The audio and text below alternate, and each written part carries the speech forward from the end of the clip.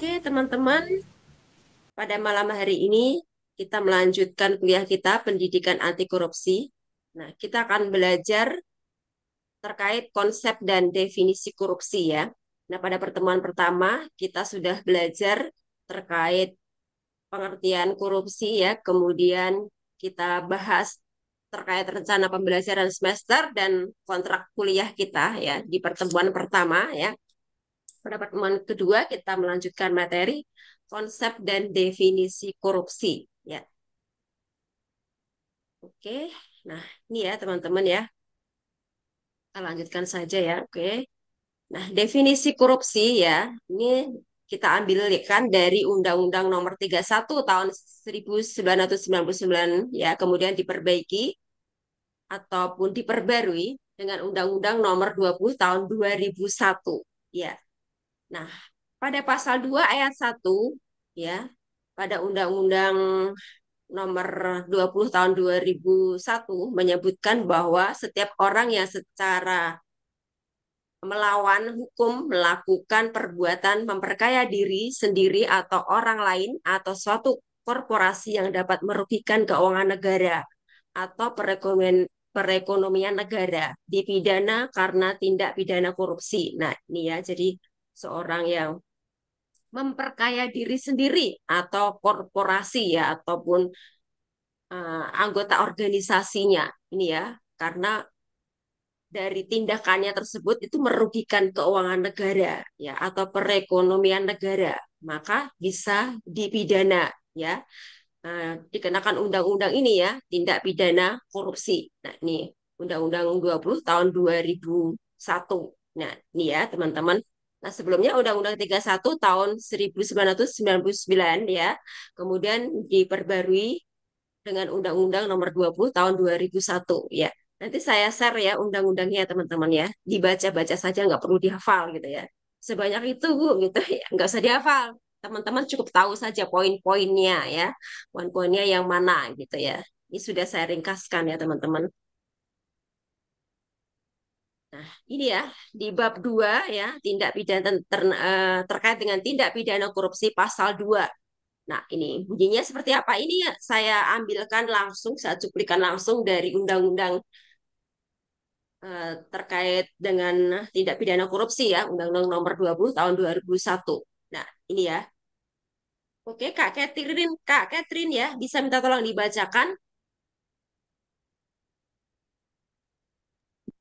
eh, Bab 2 tindak tindak pidana korupsi pasal 2 yang pertama setiap orang yang secara melawan hukum melakukan perbuatan memperkaya diri sendiri atau orang lain atau suatu korporasi yang dapat merugikan keuangan negara atau perekonomian negara dipidana penjara dengan penjara seumur hidup atau pidana penjara paling singkat 4 tahun dan paling lama 20 tahun dan denda paling sedikit 200 juta dan paling banyak 1 miliar.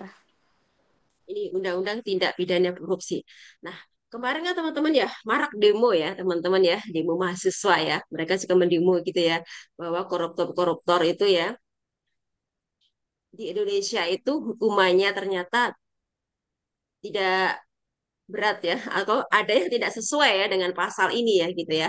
Nah, ada yang menuntut juga ya undang-undang tentang perampasan aset gitu ya bagi pejabat-pejabat yang korupsi. Nah, itu ya aset-asetnya dirampas ya. Nah, undang-undang perampasan aset. Kemudian ada juga yang menyarankan bahwa yang korupsi itu harus dihukum mati untuk membuat efek jera gitu ya agar tidak ada pejabat-pejabat ya ataupun seseorang yang menduduki satu jabatan tertentu itu melakukan korupsi, efek jerah. Jadi mereka pun takut melakukan korupsi gitu ya. Nah, ada beberapa negara itu sudah menerapkan tuh hukuman mati ya bagi yang melakukan tidak korupsi. Ya, teman-teman bisa ada yang menyebutkan negara mana? Korut, Bu. Ya, oke. Mana, Mas? Korea Utara. Korea Utara. Ya, ada lagi. Cina, Bu. Nah, Cina. Ya, ini ada nih. Tiongkok, ya, Iran, Arab Saudi. Nah, ini ya, sudah memberlakukan hukuman mati ya bagi pelaku-pelaku korupsi. Ya, itu. Nah, dengan begitu warganya yang ingin melakukan tindak korupsi, nah itu akan merasa takut ya, wah kalau korupsi sudah nggak seberapa gitu ya, nanti dihukum mati, nah gitu ya.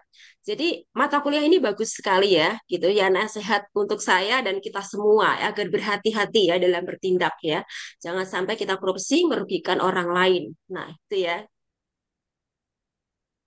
Oke, kita akan lanjutkan untuk berikutnya. Nanti kan saya jelaskan juga di sini. Nah, selain mereka yang tidak menduduki jabatan di pemerintahan, di swasta misalnya. Nah, nanti mereka yang melakukan korupsi itu apakah menggunakan undang-undang ini ya, undang-undang nomor 20 tahun 2001 atau peraturan lain. Nah, gitu ya tentunya ada peraturan yang lain nanti ya.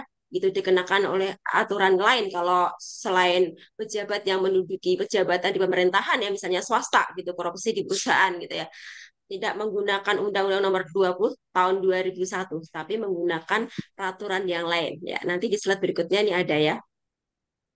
Nah, kemudian definisi korupsi ini ada beberapa ahli ataupun pakar gitu ya yang mendefinisikan korupsi. Nah, ini dari Agus Wibowo ini mengatakan bahwa pendidikan anti korupsi ini adalah upaya yang didasari ya, disadari ya dan terencana untuk menciptakan proses belajar mengajar yang kritis terhadap nilai nilai anti korupsi. Nah, ini ya, jadi pendidikan anti korupsi ya ini. Jadi mulai dari bangku sekolah atau bangku kuliah gitu ya. Dari SMA ya sudah diajarkan juga ya pendidikan anti korupsi ya, teman-teman ya. Kemudian menurut Danang, korupsi adalah tindakan yang bertujuan memberi untung bagi diri sendiri, orang lain atau korporasi. Nah, ini ya. Kemudian, menurut Wibisono, korupsi adalah bentuk penyalahgunaan kekuasaan atau wewenang yang dilakukan secara individu atau kelompok untuk mendapatkan keuntungan dengan cara melanggar hukum ya, sehingga menyebabkan kerugian bagi masyarakat maupun negara. Ini. Nah, intinya korupsi itu adalah suatu tindakan yang untuk menyalahgunakan ya, menyalahgunakan kekuasaan atau wewenang untuk kepentingan individu atau diri sendiri maupun kelompok. Nah, ini korupsi ya. Nah, teman-teman kalau korupsi itu tentunya ya, kalau dalam mindset kita, oh korupsi itu terkait dengan uang ya, berarti dia menyalahgunakan uang ya, yang uang seharusnya disetorkan ke perusahaan ternyata masuk ke rekening pribadi gitu ya, ataupun intinya terkait dengan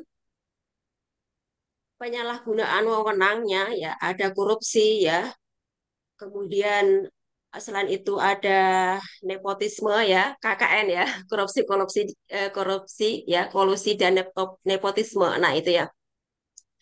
Namun ada juga perilaku ya, perilaku korupsi ya. Mungkin tidak tidak harus selalu terkait dengan uang ya gitu. Korupsi ada beberapa macam gitu ya, teman-teman ya. Perilaku ini bukannya bukan mindset kita selalu harus dengan uang gitu ya. Nah, kira-kira apa teman-teman perilaku korupsi?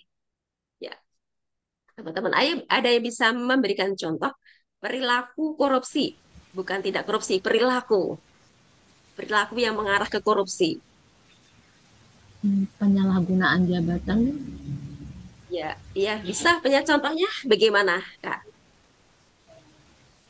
Kepala desa kayak menggunakan dana desa untuk membangun rumah pribadi misal.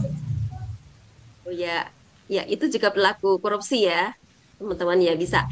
Misalnya menggunakan fasilitas perusahaan gitu atau kantor digunakan untuk keperluan pribadi ya. Misalnya dia lagi ada keperluan nih, wah ada acara nih di rumah gitu, pinjem mobilnya dong gitu ya buat ngangkut barang-barang padahal itu mobil kantor gitu ya. Harusnya tidak boleh ya. Nah, itu juga perilaku korupsi gitu ya. Nah, kemudian misalnya jam kerja gitu ya. Jam kerja yang harusnya ya pulangnya jam 4 sore, dia jam 3 sudah pulang. Itu juga korupsi waktu ya, teman-teman. Ya. Jadi ilmu ini adalah merupakan teguran juga bagi kita ya, bahwa tindakan korupsi itu tidak hanya semata-mata karena menggelapkan uang gitu ya, tetapi juga perilaku-perilaku lain yang mengarah ke korupsi gitu ya. Oke, ada lagi yang lain? Ada yang lain perilaku korupsi gitu ya, teman-teman ya. Ya. tadi Kak Melia benar ya, penyalahgunaan wewenang gitu ya teman-teman, itu korupsi ya, benar juga ya.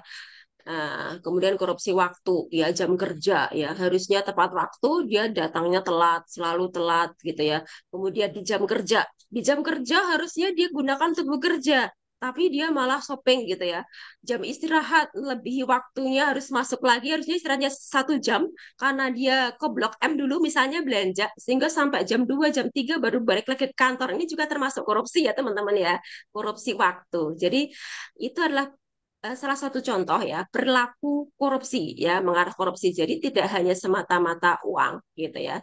Jadi korupsi ya yang sekiranya sepele, oh, ini kayaknya sepele gitu ya, tapi termasuk juga korupsi. Nah itu ya teman-teman ya. Namun kalau di kantor ya, di kantor saya itu dipotong ya teman-teman ya. Kalau yang telat berapa menit misalnya itu dipotong. Nah itu ya, itu istilahnya konsekuensi ya, kan konsekuensi dari ketelatan gitu. Telatnya berapa persen nanti diproporsionalkan. Kalau pulang cepat juga nanti dipotong gajinya gitu ya teman-teman ya. Di tempat teman-teman bekerja gimana? Sama nggak aturannya? Kalau telat nanti dipotong gajinya. Sama Ibu. Ya, tempat saya juga ya gitu ya. Nanti dipotong, diproporsionalkan, dipotong gitu ya. Oke, ini adalah ilmu untuk kita ya, dan sekaligus nasihat ya untuk saya dan kita semua agar lebih hati-hati lagi ya dalam bertindak gitu ya, jangan sampai merugikan orang lain. Nah, ini ya. Jadi jenis tindak pidana korupsi di sini ada beberapa jenis ya. Ini ya, berdasarkan Undang-Undang Nomor 31 Tahun 1999 ya, Undang-Undang Nomor 20 Tahun 2001 ya, jenis tindak pidana korupsi itu ada memperkaya diri sendiri atau orang lain atau korporasi. Ini dasar hukumnya pasal 2 ayat 1. Nah, di sini bentuk perbuatannya memperkaya diri atau orang lain atau korporasi secara melawan hukum yang merugikan keuangan atau perekonomian negara ya. Kemudian penyalahgunaan wewenang atau jabatan, pasal 3 ini menyalahgunakan kewenangan, kesempatan atau sarana karena jabatan atau kedudukan untuk menguntungkan diri atau orang lain ya, sehingga merugikan negara. Ya.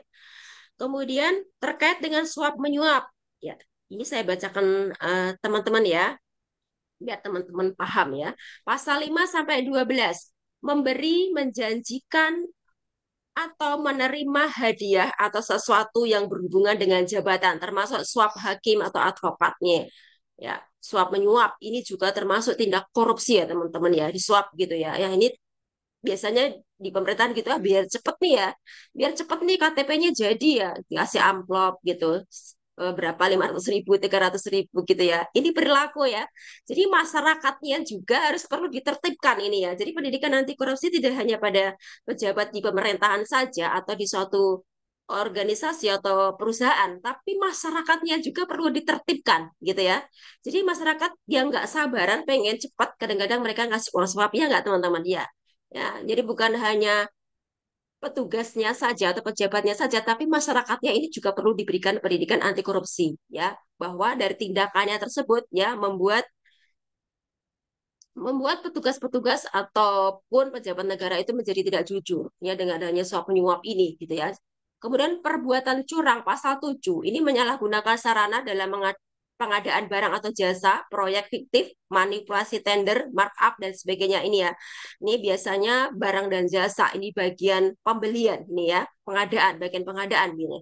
Nah, contohnya ini ya, harga laptop 10 juta, kemudian di markup lah gitu ya, kerjasama dengan salesnya atau supplier harganya menjadi 15 juta. Nah, ini ya, ini juga perbuatan curang ya. Jadi terkena ini undang-undang tindak pidana korupsi juga ya, teman-teman.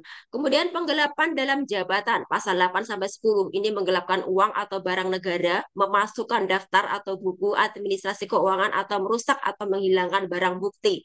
Nah, ini juga kena pasal tindak pidana korupsi pasal 8 sampai 10. Nah, ini ya, memasukkan data bisa ini ya, bisanya data keuangan misalnya ini dimanipulasi datanya, nah gitu ya, agar nanti uang yang disetorkan ke perusahaan itu ya sesuai dengan pembukuan, nah dia manipulasi itu ya laporan keuangannya ya, sehingga sekian persen uang yang masuk ke rekening pribadi ataupun organisasi dan sekian persen masuk ke rekening perusahaan. Ini ya dia dengan cara memasukkan data. Nah, bisa juga ini ya.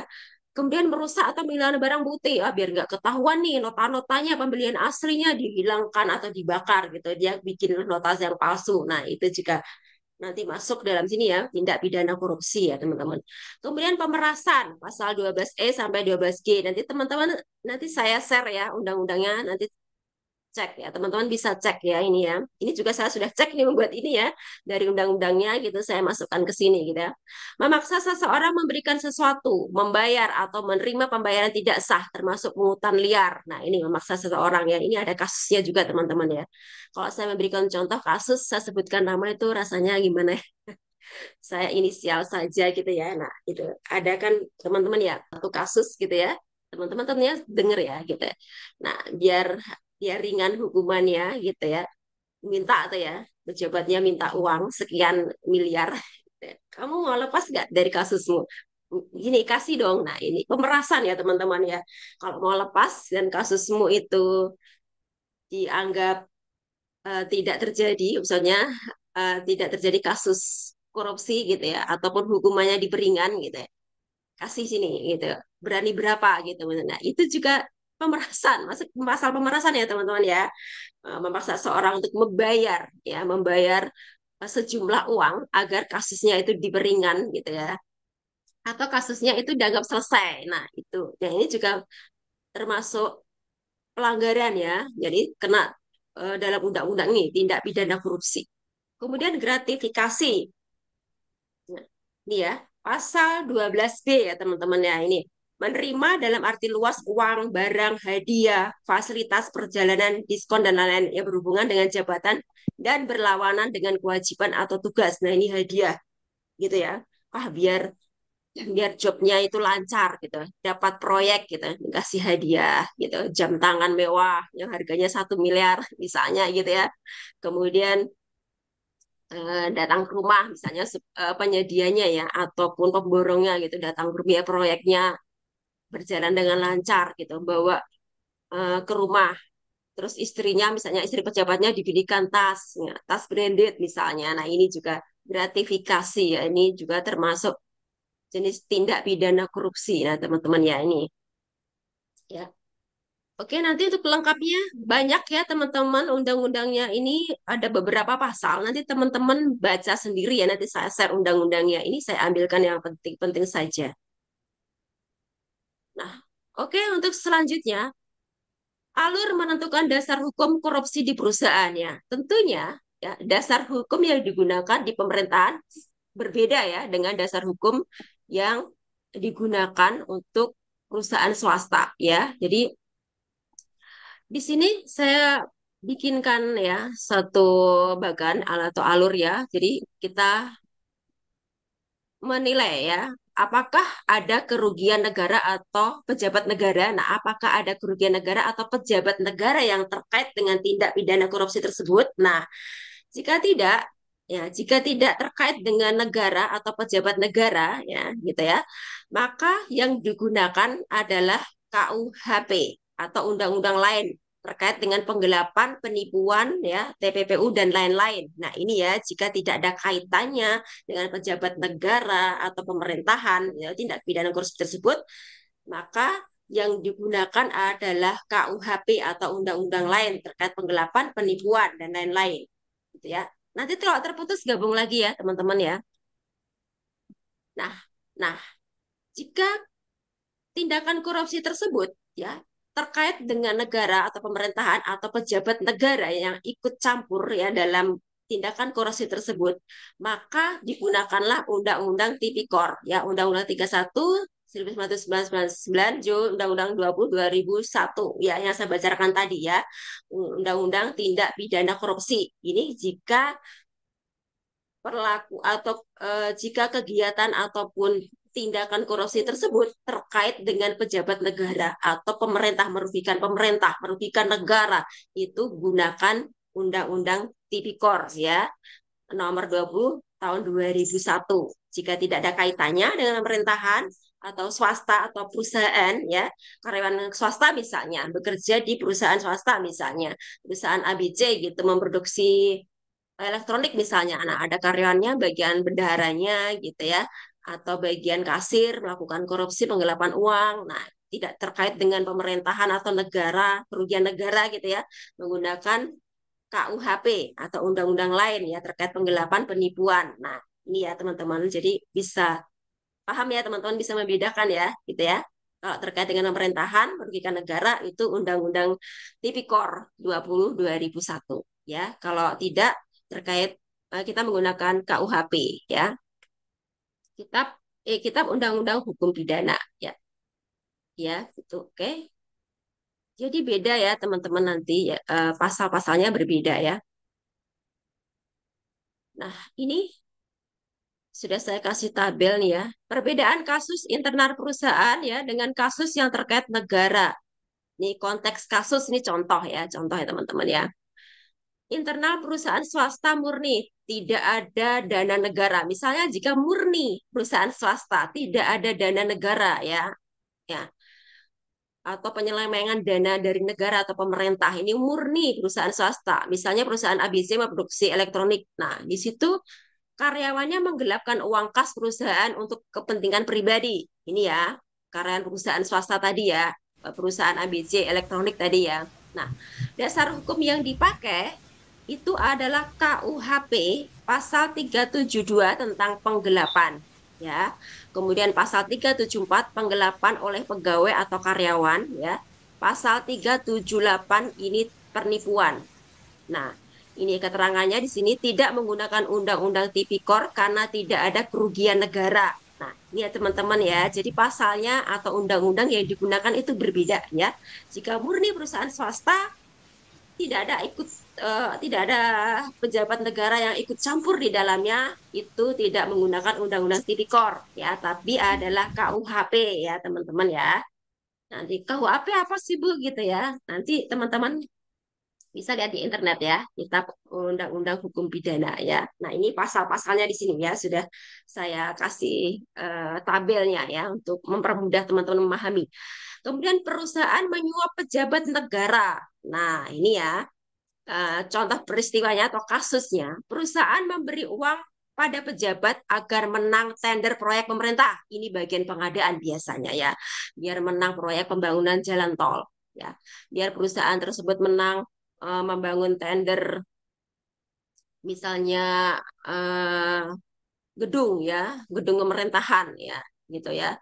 Nah, itu dia memberikan uang ya, atau menyogok, ataupun ada istilahnya ada proyek nih pembangunan bendungan misalnya ya gitu. Nanti saya sisihkan contoh. Ada proyek tuh ya, proyek gitu ya.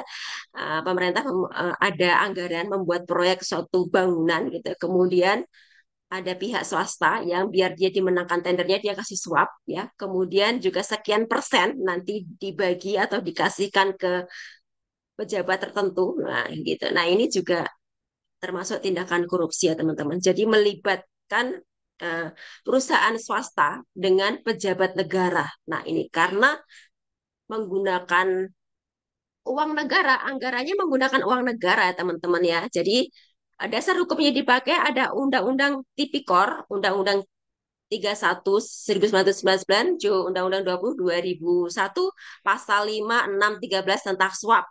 Nah, gitu ya. Bunyinya apa ini pasal 5, 6, 13 ya? Nanti saya bagi ya teman-teman undang-undangnya. Ya, teman-teman nanti bisa baca. Nah, bisa dipidana ini yang bisa dipidana nih baik pejabat yang menerima suap maupun perusahaan atau pemberi suap. Ini dua-duanya bisa dipidana ya, teman-teman ya. Ini kasus suap menyuap ya.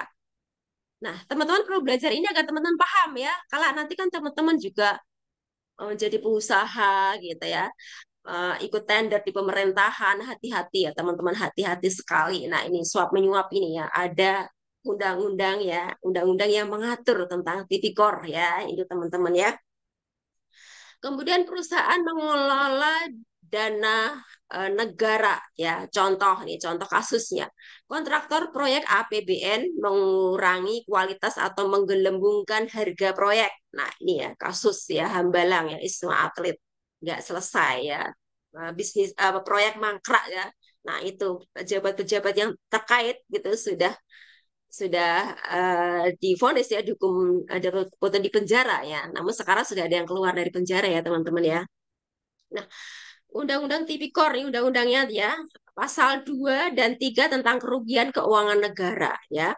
Nah, ini keterangannya meski pelaku dari pihak swasta tetap masuk tindak pidana korupsi pelaku di pihak swasta ya, karena yang dikelola adalah dana dari pemerintah dari APBN gitu ya. Kemudian pencucian uang hasil kejahatan. Nah, ini kasusnya perusahaan digunakan untuk mencuci uang hasil korupsi atau penipuan. Nah, ini juga kena tindak pidana pencucian uang ya, Undang-Undang TPPU nih ya. Jadi keterangannya bisa berdiri sendiri atau bersama Undang-Undang Tipikor jika asal uang dari korupsi. Nah, ini pencucian hasil uang kejahatan ya. Jadi undang-undangnya bisa tindak pidana pencucian uang, ya ini TPPU, tindak pidana pencucian uang ya. Ini berdiri sendiri ya jika itu tidak ada kaitannya dengan pejabat negara atau uang dari korupsi ya. Nah ini ya dia berdiri sendiri ya. Kalau ini murni swasta gitu ya, pencucian uang dari ataupun murni uang kejahatan tapi tidak menggunakan atau tidak menggelapkan uang negara atau uang pemerintah, dia pakai ini TPPU, tindak pidana pencucian uang, ya. Namun jika terkait dengan uang negara atau pejabat negara, nah itu bisa digunakan bisa dua ya. Undang-Undang TPPU, tindak pidana pencucian uang, dan Undang-Undang Tipikor. Ini dua undang-undang tersebut ya bisa ya dikenakan kasus tindak pidana pencucian uang. Nah, iya teman-teman ya. Kemudian perbuatan curang antar perusahaan swasta. Ini kasusnya ya. Perusahaan menipu mitra bisnis dalam kontrak dagang. Nah, ini dasar hukumnya dipakai adalah KUH Perdata atau KUHP ya, Perdata atau pidana ya. Jadi ini bukan korupsi melainkan wan prestasi atau penipuan. Nah, ini perusahaannya menipu ya teman-teman ya. Nah, misalnya dia curang ya. Harusnya ini ya barang yang dikirim itu asli ya. Misalnya obat gitu ya, misalnya ya rumah sakit contohnya. Obat itu harusnya yang dikirim itu adalah obat yang asli gitu ya. Namun ya dia melakukan kecurangan gitu ya. Sebagian dia kirim asli, sebagian obatnya tidak asli. Nah, itu sehingga nanti yang dirugikan adalah pasien gitu. Nah, rumah sakit juga dirugikan ya teman-teman ya, ya dari harga. Nah, kita kan harga belinya harga obat yang asli, namun dia ternyata mengoplos tuh ya, curang ya, 50% asli, 50% palsu. Nah, gitu ya, sehingga pasien dirugikan ya. Sakitnya harusnya seminggu udah sembuh, dia berbulan-bulan nggak sembuh karena obat yang diberikan itu adalah palsu. Nah, itu bukan prestasi ya, jadi dia curang ya, atau penipuan. Nah, ini ya, jadi masuk ke KUHP perdata atau pidana, tergantung kasusnya ya. Kalau pasiennya nanti sampai meninggal gara-gara dia tadi ya mensuplai ya obat palsu sehingga pasiennya berdampak ataupun mengalami alergi ya karena obat yang dikasihkan itu adalah obat yang palsu. Nah, sampai pasiennya meninggal misalnya, nah dibilang mindalik ya, jangan sampai ya misalnya. Nah, itu kasusnya dia akan masuk ke ranah pidana ya sampai mengancam nyawa ya teman-teman. Ya. Tergantung kasusnya gitu ya teman-teman ya. Nah, nah jika tidak sampai terjadi hal-hal yang mengancam jiwa ataupun nyawa itu KUH Perdata. Itu ya teman-teman ya. Saya juga tidak ahli hukum, tapi kita sama-sama belajar, teman-teman ya. Oke, untuk contoh kasus kasus korupsi, ya.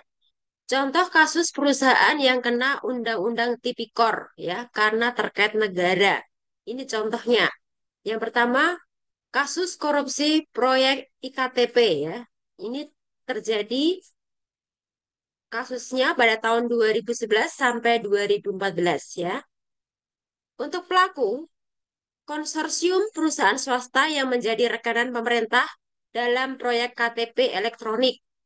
Modusnya ya, menggelembungkan harga atau markup dan mengurangi kualitas barang jasa sehingga merugikan negara triliunan rupiah.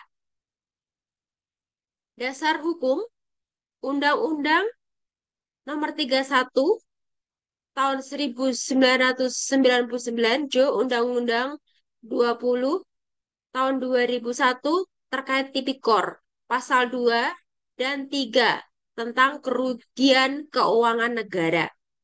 Hasilnya, beberapa pejabat pemerintah dan pihak swasta atau kontraktor sama-sama dipidana.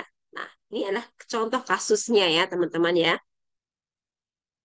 Terkait dengan Undang-Undang Tipikor ya. Untuk contoh yang kedua, ini ada kasus suap proyek PLTU Riau 1 ya, tahun 2018 ya. Pelaku adalah PT BNR, perusahaan swasta. Ini nama perusahaannya saya samarkan ya, teman-teman ya.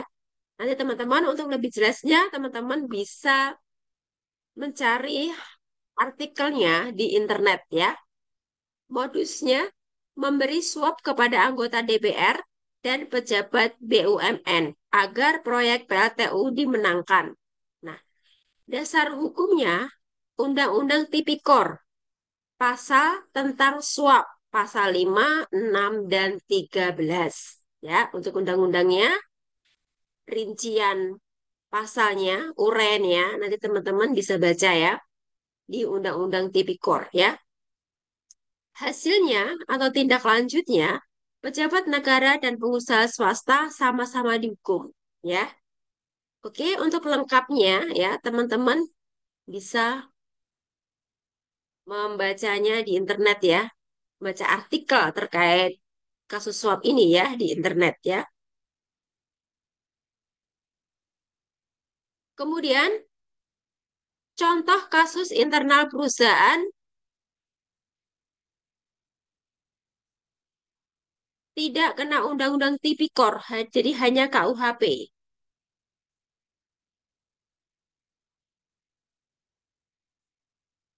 Contohnya ini kasus penipuan internal PT ABC. Nah, pelaku mantan agen asuransi. Modus memasukkan klaim asuransi untuk keuntungan pribadi. Nah, karena ini tidak terkait dengan pejabat negara atau merugikan keuangan negara, jadi dasar hukum yang dipakai adalah KUHP penipuan atau pemalsuan. Jadi tidak menggunakan Undang-Undang Tipikor ya, karena pelakunya itu adalah karyawan yang bekerja di asuransi, perusahaan asuransi ya, tidak pejabat negara ataupun tidak merugikan keuangan negara, namun perusahaan swasta. Jadi dasar hukum yang digunakan adalah KUHP terkait dengan penipuan atau pemalsuan ya. Nah, hasilnya dijerat pasal penipuan dan pemalsuan dokumen ya. Tidak menggunakan Undang-Undang Tipikor ya, karena tidak merugikan keuangan negara atau tidak terkait dengan pejabat pemerintahan atau pejabat negara ya. Ini adalah kasus yang terjadi ya pada perusahaan asuransi ya, perusahaan swasta ya, gitu ya. Jadi karena bukan badan usaha milik pemerintah ataupun terkait dengan pejabat negara, maka undang-undangnya menggunakan undang-undang KUHP ya, terkait dengan penipuan atau pemalsuan ya. Next untuk selanjutnya ya, terkait perspektif hukum, ekonomi, sosial, dan budaya. Nah, terkait dari perspektif hukum, ya, dari sisi hukum, korupsi adalah tindak pidana luar biasa, extraordinary crime, ya, karena merusak sistem dan sulit diberantas dengan pendekatan hukum biasa. Jadi pemberantasan korupsi dilakukan dengan instrumen khusus seperti pembentukan Komisi Pemberantasan Korupsi atau KPK, pengadilan tipikor, serta adanya aturan mengenai pembuktian terbalik. Ya. Kemudian dari sisi perspektif ekonomi, korupsi merupakan kualitas pertumbuhan ekonomi. Kemudian dari sisi perspektif ekonomi. Korupsi itu dapat menurunkan kualitas pertumbuhan ekonomi, ya. Karena apa? Karena meningkatkan biaya transaksi, menghambat investasi asing, dan memperlebar kesenjangan sosial.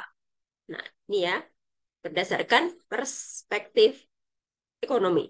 Kemudian, kalau ditinjau dari perspektif sosial, korupsi mengikis kepercayaan publik kepada negara, ya.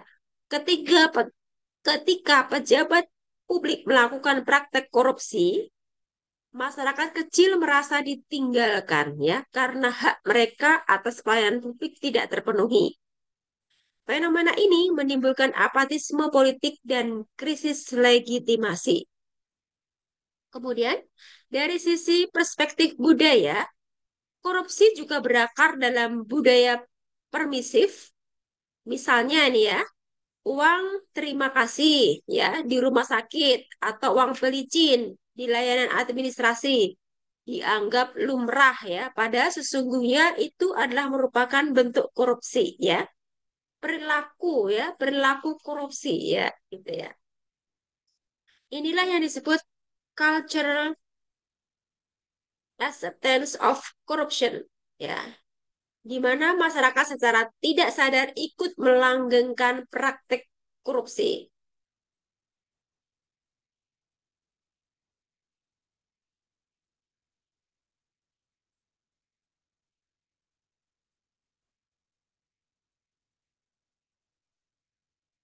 Jadi secara tidak langsung ya masyarakat itu ya secara tidak sadar ya ikut melanggengkan praktek korupsi gitu ya. Jadi ini masyarakatnya sendiri ini juga perlu ya diberikan pendidikan anti korupsi gitu ya. Jadi tidak memberikan uang pelicin ya ataupun uang sogokan kepada petugas ya gitu ya. Nah, jadi ada penting, jadi sangat penting ya, sangat penting adanya pendidikan anti korupsi. Jadi tidak hanya kepada pejabat negara, petugas ataupun karyawan dalam perusahaan, namun masyarakat ya. Masyarakat harus diberikan juga pendidikan anti korupsi ya, sehingga tidak ada lagi praktek suap menyuap ya, uang pelicin ya, uang terima kasih dan sebagainya ya, itu ya teman-teman ya. Nah, kesimpulannya ya, untuk mencegah adanya korupsi ini ya, harus ada kerjasama gitu, kerjasama yang baik ya untuk melawan korupsi ya antara masyarakat dengan pejabat negara atau pemerintah ya ataupun karyawan dalam satu perusahaan gitu ya agar tidak ada praktek korupsi atau perilaku ya perilaku yang mengarah ke tindakan korupsi. Nah, ini ya kita harus memiliki kesadaran bersama ya untuk menghindarkan terjadi atau kejadian korupsi itu ya. Oke, untuk berikutnya perbedaan korupsi, kolusi, dan nepotisme KKN ya. Korupsi ini merupakan tindakan individu atau kelompok menyalahgunakan jabatan untuk memperoleh keuntungan pribadi dengan cara melawan hukum. Sedangkan kolusi itu kerjasama antara pihak berkuasa dengan pihak lain untuk tujuan yang tidak sah seperti manipulasi tender. Nah, ini kolusi ya. Kemudian nepotisme ini adalah memberikan jabatan atau fasilitas kepada keluarga atau kerabat meskipun tidak kompeten. Ini nepotisme ya. Adanya korupsi, kolusi, dan nepotisme.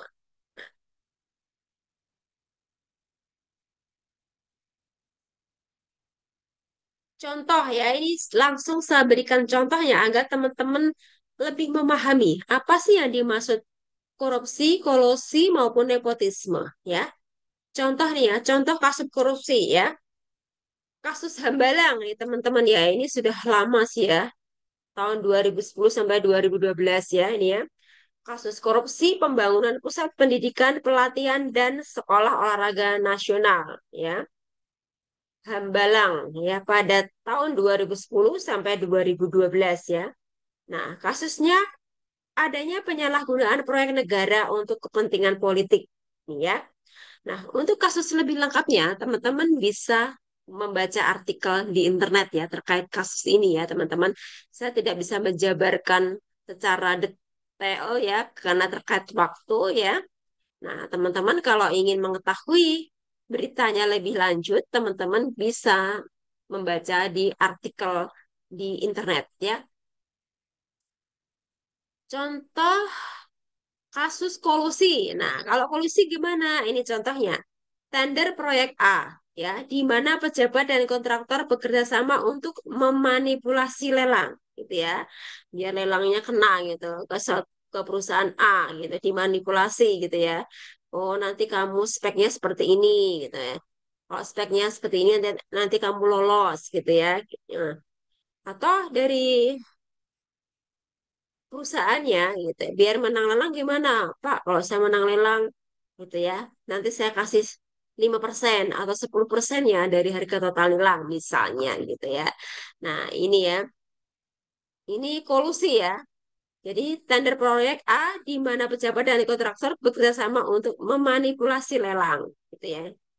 Kemudian kalau nepotisme, pengangkatan anak bupati menjadi direksi BUMD meskipun tidak memenuhi kompetensi. Nah ini ya, gitu ya, mentang-mentang anaknya gitu ya, anaknya bupati gitu, jadi langsung diangkat menjadi direksi BUMD gitu.